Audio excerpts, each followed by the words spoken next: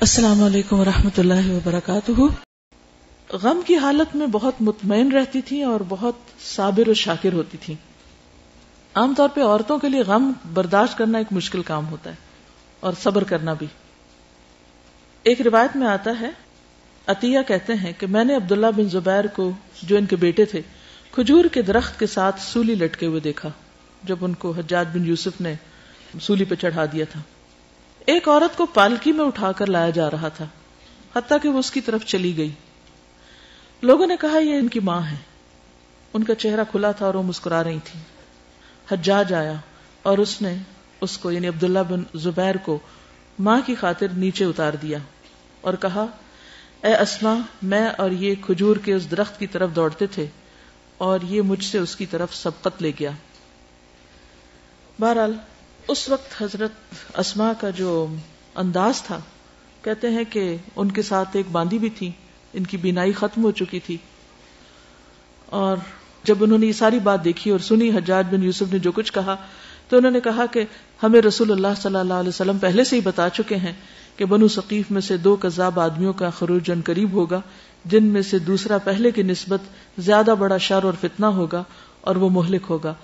تو بہرحال یعنی میں تو اس کو پہلے سے ایکسپیکٹ کر رہی تھی، اور انہوں نے انتہائی صبر کا مظاہرہ کیا۔ ان کی کچھ سپیچ کے اور الفاظ بھی آتے ہیں، وہ آگے جا کے دیکھیں گے انشاءاللہ۔ لیکن کہنے کی بات یہ کہ یہ اس وقت خود ان کی عمر تقریباً 100 سال تھی، اور کہتے ہیں کہ 100 سال کی عمر میں بھی نہ ان کی عقل میں کوئی فطور آیا اور نہ ان کے کوئی دانت گرے، یعنی ذہنی حالت بالکل درست تھی، بالکل آخر تک بھی۔ ان کی بینائی بس چلی گئی تھی لیکن خود چلتی تھی، یعنی ان کے جسم میں کسی قسم کی کمزوری نہیں آئی تھی، فزیکلی بھی فٹ تھی۔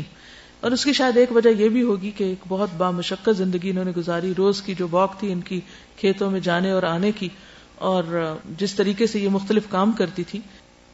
کہتی ہیں کہ جب مجھ سے زبیر نے شادی کی، نہ ان کے پاس مال تھا، نہ زمین، نہ لونڈی، نہ غلام، سوائے پانی کھینچنے والے اونٹ اور گھوڑے کے۔ زبیر کے گھوڑے کو میں چراتی تھی۔ آپ گھوڑے کے قریب جا سکتی؟ ہاتھ لگا سکتی ہیں اس کا؟ یہ گھوڑے کو چراتی تھی، پانی پلاتی تھی، ان کا ڈول سیتی تھی، آٹا پیستی تھی۔ البتہ روٹی پکانا مجھے نہیں آتا تھا۔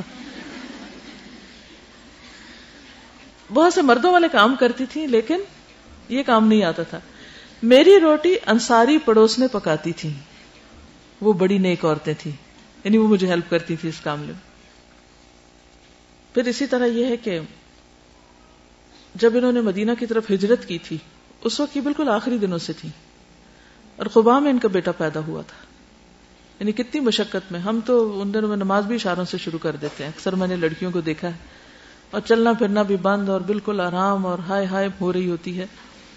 لیکن انہوں نے اس موقع پر ہجرت کی، اور یہ کہتی ہے کہ میں عبداللہ بن زبیر سے مکہ میں ہی حاملہ ہو گئی تھی۔ حمل کے دن پورے ہونے کو تھے کہ مدینہ کے لیے روانہ ہوئی، قباء میں اتری، وہیں میرا بچہ پیدا ہوا۔ پھر میں اس کو لے کر رسول اللہ صلی اللہ علیہ وسلم کی خدمت میں آئی، اسے آپ کی گود میں ڈال دیا، آپ نے کھجور منگوائی، اس کو چبایا، اس کے منہ میں ڈال دیا۔ چنانچہ سب سے پہلے اس کے پیٹ میں آپ کا لعاب دہن داخل ہوا، پھر اس کے تالوں میں کھجور لگا دی اور اس کے حق میں دعا کی اور اس پر مبارکباد دی، یعنی حضور صلی اللہ علیہ وسلم نے دعا دی۔ یہ سب سے پہلا بچہ تھا جو اسلام میں پیدا ہوا۔ لوگ بہت زیادہ خوش تھے، اس لیے کہ مسلمانوں کے متعلق کہا جاتا تھا کہ یہود نے ان پر جادو کر دیا ہے، اس لیے ان کے ہاں اب اولاد نہیں ہوگی۔ بارہ یہ صحیح بخاری کی روایت تھی۔ کتاب کی طرف آئیے۔ یہاں پر انہوں نے پہلے بچے کی ولادت کی بات کی ہوئی ہے، اور یہ بھی کہا جاتا ہے کہ حضرت عائشہ اٹھا کر اس بچے کو حضور صلی اللہ علیہ وسلم کی خدمت میں حاضر ہوئی۔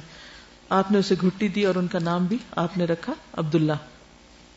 پھر اسی طرح صبر کرنے والی بیوی تھی، شوہر کے ساتھ مفلسی کی زندگی بسر کی تھی۔ گھریلو کام کاج اور اپنے خاوند کی گھوڑی کی دیکھ بھال نے انہیں تکلیف میں مبتلا کر رکھا تھا۔ مزید برآں ان کے خاوند کا مزاج بھی سخت تھا۔ جب سید اسماء نے صورتحال کی اپنے والد سے شکایت کی تو انہوں نے صبر کی تلقین کی، لہذا بہت صابر و شاکر بھی تھی۔ تھوڑے عرصے کے بعد ان کی حالت بہتر ہو گئی، مال و دولت کی فراوانی ہوئی، لیکن اس فراوانی نے ان کے طرز زندگی میں کوئی تبدیلی نہیں کی۔